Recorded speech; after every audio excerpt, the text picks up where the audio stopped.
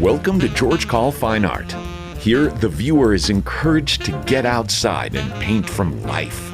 George's job is to provide the tools to solve the many technical challenges faced in rendering landscape paintings. View the library of landscape paintings offered and become a subscriber. You can also purchase tutorial videos, plus original tutorial and studio paintings. Thank you. And if you like what you see, click the subscribe button and join in on the fun.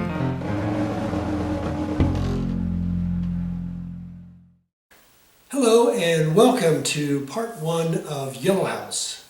This is part one of a three-part series. I'm George Coll here in Loveland, Colorado. Part one is figuring out where the shapes are going to be, the major shapes. And then to squint down and try to get one value color for those big shapes. And that's basically what I went through today, step by step. The important thing in part one is keep it thin because we're going to work on top of these colors with thicker oil paints, which give it the texture. All right, enough said with me. Let's get started getting this painting going. All right. We'll see you in part one. Hello and welcome to part one of a three-part series, this one titled Yellow House. This is on the east side of McClure Pass, which is Colorado. Okay, so as you can see, I already started the painting because I wanted to get some ideas where the drawing's going to be, because there's a lot to do in this 30 minutes.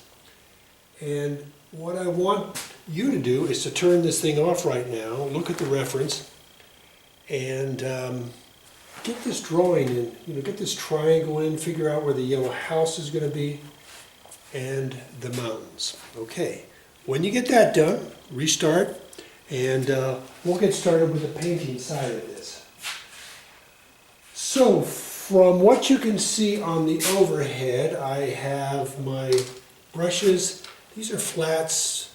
Looks like a 2 and a 2 and a 4 flat brush.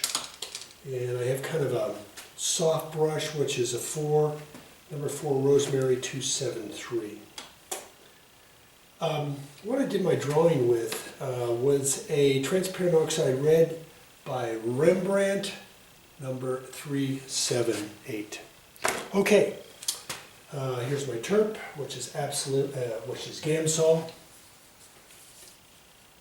Okay, and I have my mixing guy here, my connoisseur palette knife. All right, let's get to getting some work done here. So, I guess the other thing to point out, I've got my paper towels and everything ready, except I don't have my gloves on. I've been plein air painting last week, and I'm getting finally back into the swing of things here in the studio. And I was 7 days up in the mountains, and so I got kind of disorganized when I came home and unpacked everything. So normally I have my gloves. So I feel a little uncomfortable without them. It's kind of my go-to stuff. All right, so what am I going to do first? Today I want to fill in my big spaces with a value color that's kind of as close as I can to what's going on here in the painting, or in the reference. So, first of all though, if you have any drawing errors, which I see I have, you want to try to get those straight. I think I made this line too high, so I want to make it a little lower. And there's kind of a couple lines here, and darks there. And I think my big hill is too big. So I'm going to lower that over in this area somewhere, right in here. And I think it's got more of a bow in it than I just put in, so I want to do that. So let me also lighten that a little bit, and let's get started. So I'm going to get started with a number 4 flat. 1901 Bristlon is the name of this. Got it from Jerry's on a rental. Okay, so where are we going now? Let's go, let's get this big dark in. So let's go blue, green. This is ultra blue and a dark viridian here. I'm going to throw in a little transparent oxide red.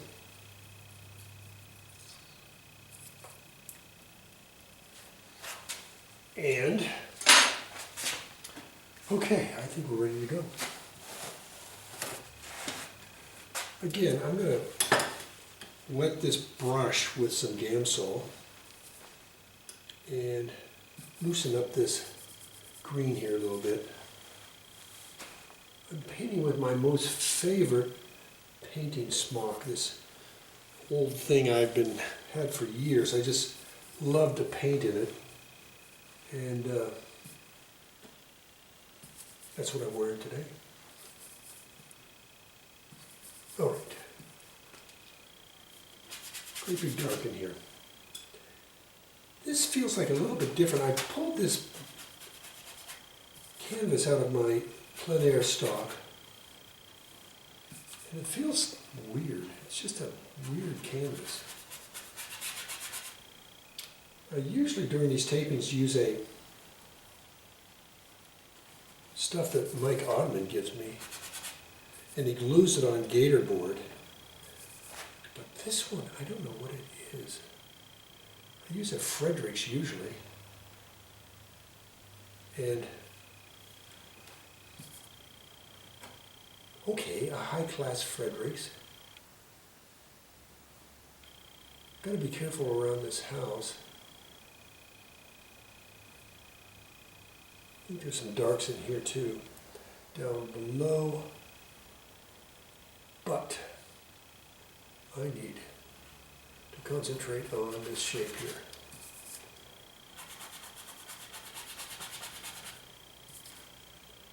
Okay, what am I doing here?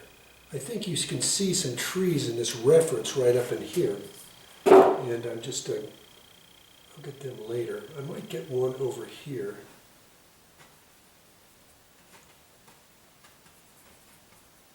And here might be good, but get them later. And I have to make this more concave, I think, so a little bit more of a hump. And then running out of product, what a surprise.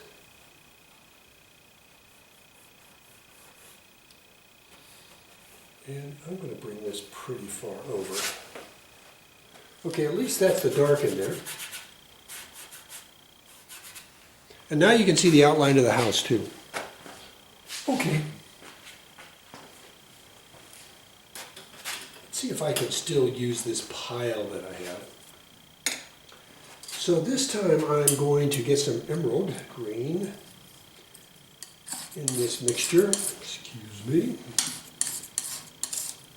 This old worn out t-shirt I have, I just love it. But the sleeves don't stay up.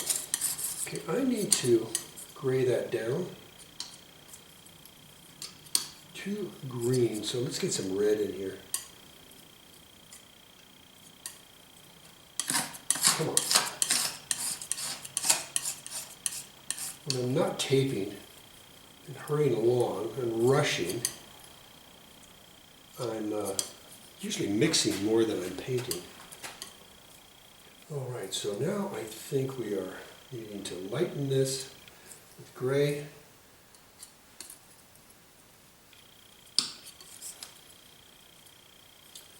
Okay, kind of a gray-green. And this might be too dark, so I'm going to gray-green it again. And a little bit more lighter green.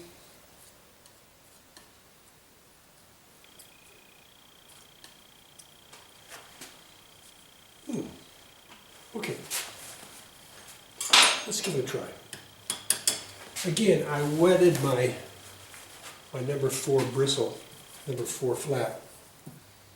And I want to just thin this out just a little bit, not too much terp.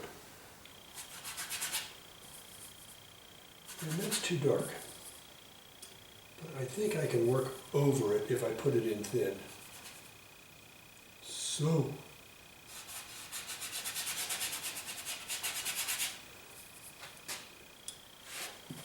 And I'm adding just a little bit more Gamsol to my mixture.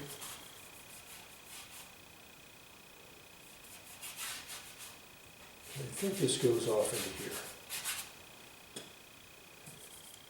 And here.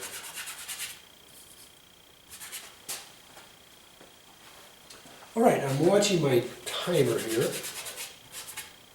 Got 20 minutes left. Whew. I feel rich with time.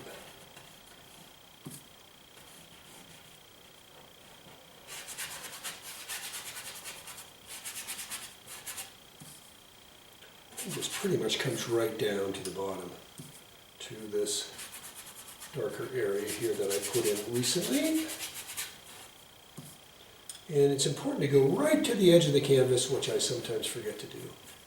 Because sometimes I get lazy and I say, oh, the frame will cover it. Go to the edge. Give your customer a whole painting. Oh, by the way, I think I'm working on an 11 or 12 by 14. Now, to keep this thin, let's see what happens if I pick some of this up. I think that's going to be worthwhile. And I think the value is a little bit better. Let me see what I can do over here. That looks good too. Okay. I'm getting carried away from my primary purpose, which is to get these values in. But every once in a while, you got to take a sip of coffee here to enjoy the process. Of course, that is too dark. I can see that. But I'd rather go dark on my primary foundation and put it in thin, and then I can work on top of it with lights. But if you go in real thick with this primary color and you want to go light on top, it's going to be difficult on the next step. It'll blend too much into your lights and bring your lights into, make them too dark. Okay, enough with the coffee. All right. Let's go more into this area here, which I think is kind of an extension of this, but I want to lighten it. So I'm going to add some white to it.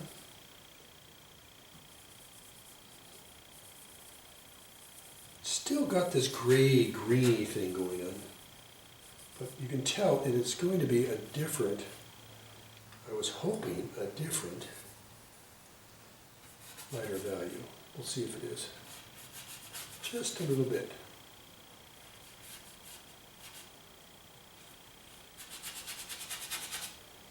Just a little bit.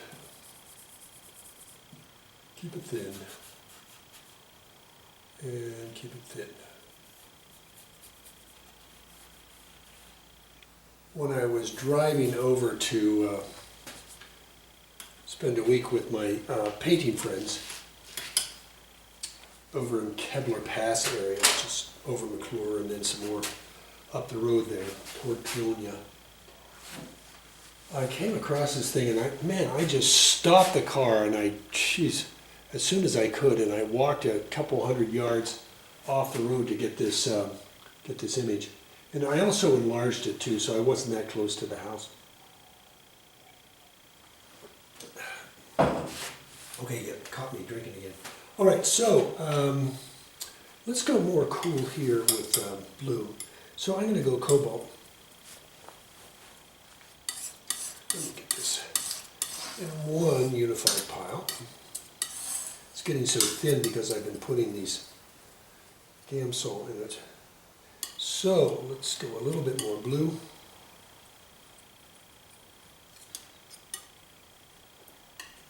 Nope. That was too related to what we've already put down. Okay, backtrack. Let's pick this up. Thin it. And clean my palette. And start with a new brush. Okay. The old trusty razor blade out to clean my palette. If you go to my website, you can see the color choices I use there. And also on my website is, the colors I use and so forth. So tune into that stuff. It's very useful. So let's go with ultra blue and a little bit of white. Ultra blue. I need a little bit of that gray and a little bit of that green. Little bit.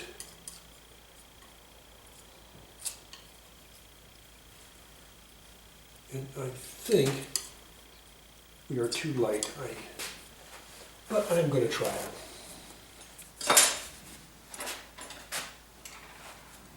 I'm going to change brushes. I've got a number 2 right there. Flat. Wrist long.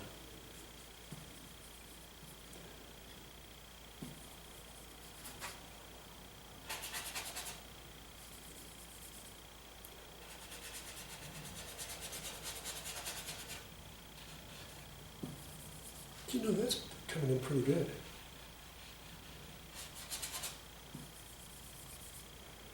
Of course, I didn't make enough of it. Darn it.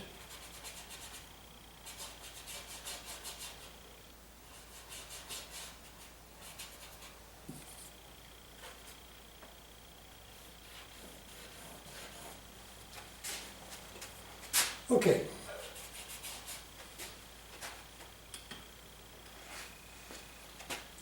Minutes left. Boy, this is working, huh? A little bit of ultra, a little bit of white. Let's go again. And we have another shadow over here. And I have a little less gray in it. No green.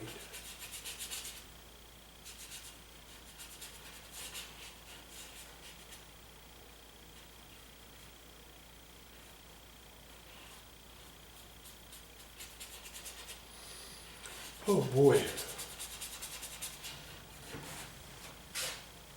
And now I need some lighter grays up in here, in the alpine area, here, and there. So I'm just going to go with a warmer gray first, which is a Portland gray warm. Then I'm going to go with a Portland gray cool. I'm still using the number 2, so I have contamination in the brush. But it's not showing up too bad, and it's working. Let's see if this is... I know there's snow fields and things like that, and you want to get all that detail in, but why don't we just put this in thin, add a little Gamsol, and we can get all that in part 2.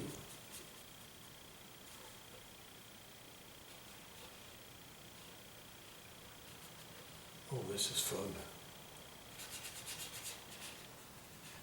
That's not a bad value at all. That's working nicely.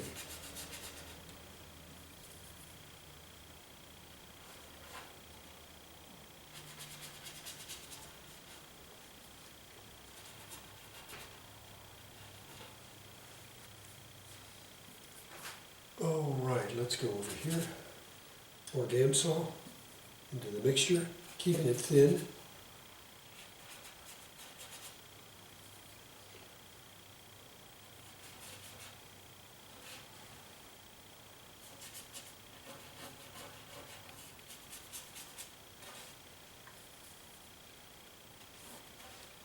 I used these brushes last week, the 4 and 6 flats, a lot in my plein air paintings last week.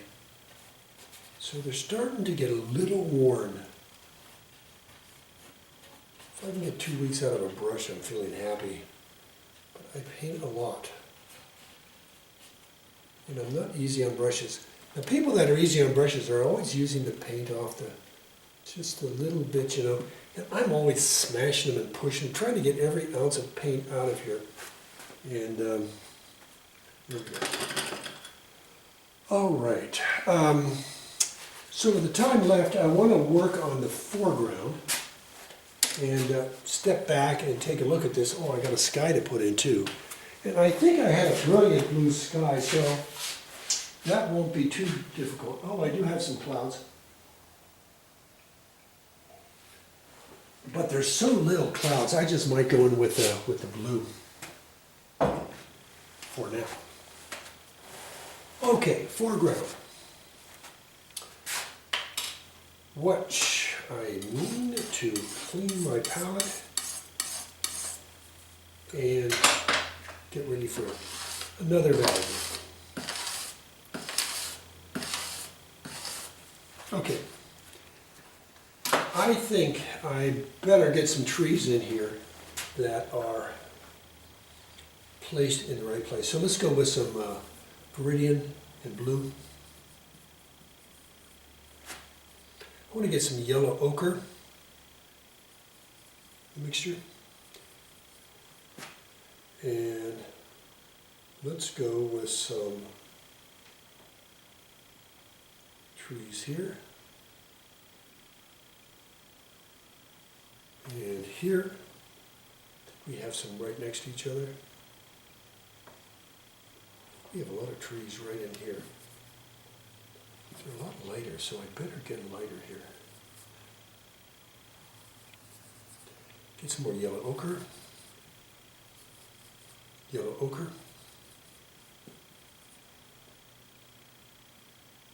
There we go. Now we can see what we're doing.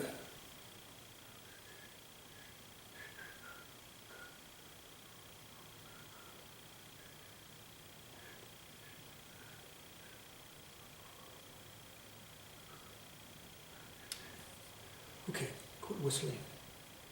Get it done. This is fun, fun, fun, fun, fun. Okay, this is a tree, a foreground tree.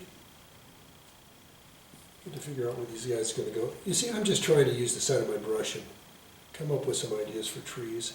And I'll put a clump over here.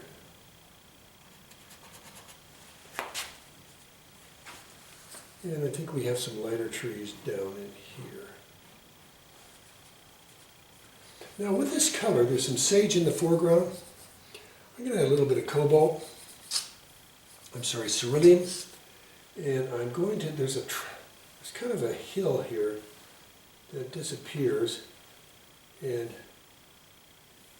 there is sage. So I'm making some sage design.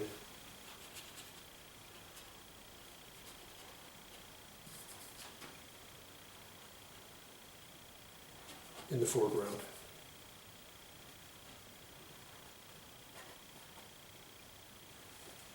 I think the trees have to go a little lower here, and I have to have some shadow here and here.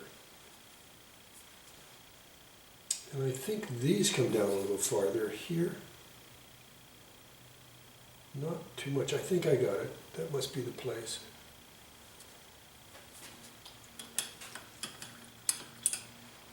All right, now for these brilliant colors up front.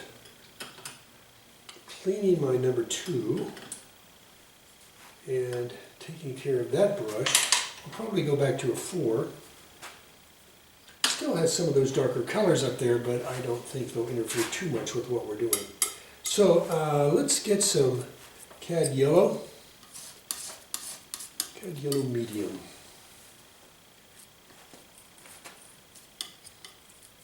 Into this green mixture.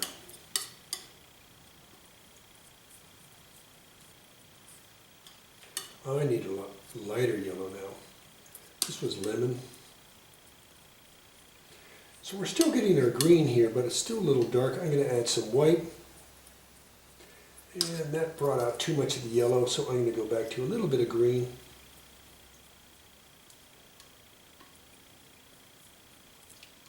Back to emerald. mixing a nice, even mixing pile.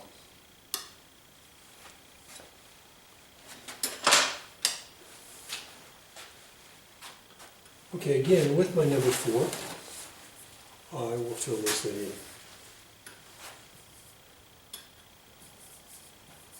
This might be too dark, let me see. I think that's good for now. It's a good base.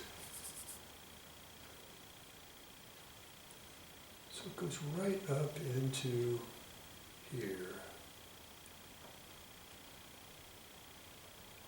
And the shed is kind of in front.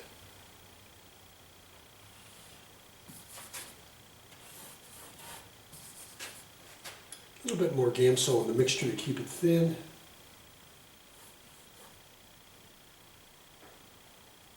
And I think we need some light back here.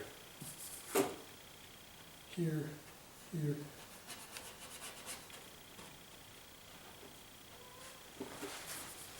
Okay, get some in here, level that, get an edge around that.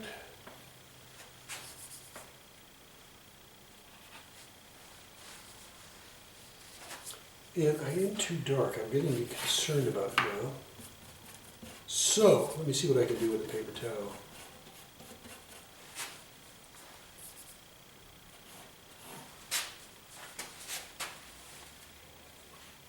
Because it went in a little thick. There, more of the yellow's coming through.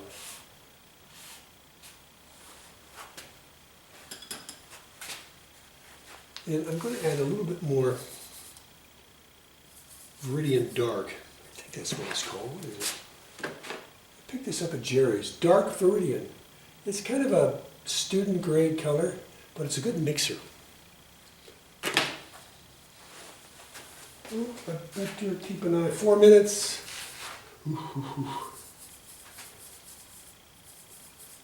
Okay, I add a little bit of dark here. And I want to add a little bit of gray. And we're going to work this foreground a little bit.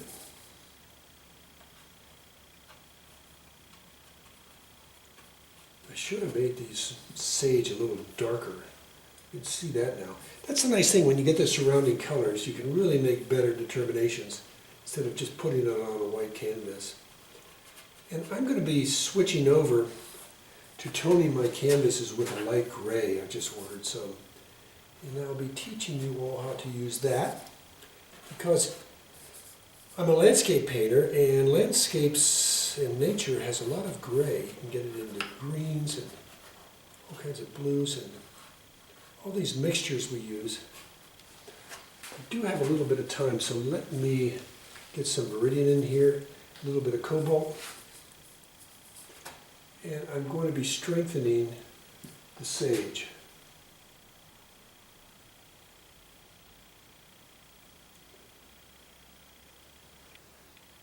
Now, in part 2, we're going to be balancing all this to make sure that this isn't too dark, this isn't too light, and working new colors, thicker colors, over the thin colors we have laid in here today.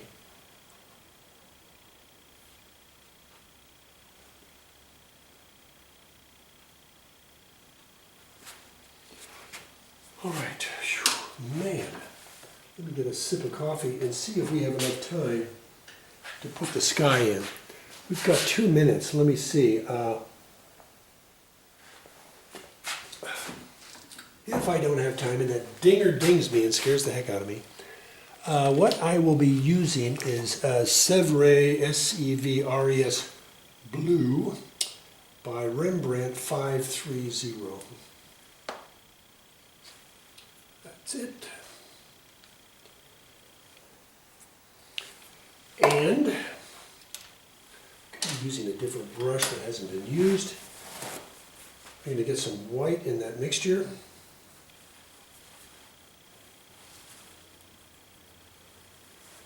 And that's what it's going to look like up in there.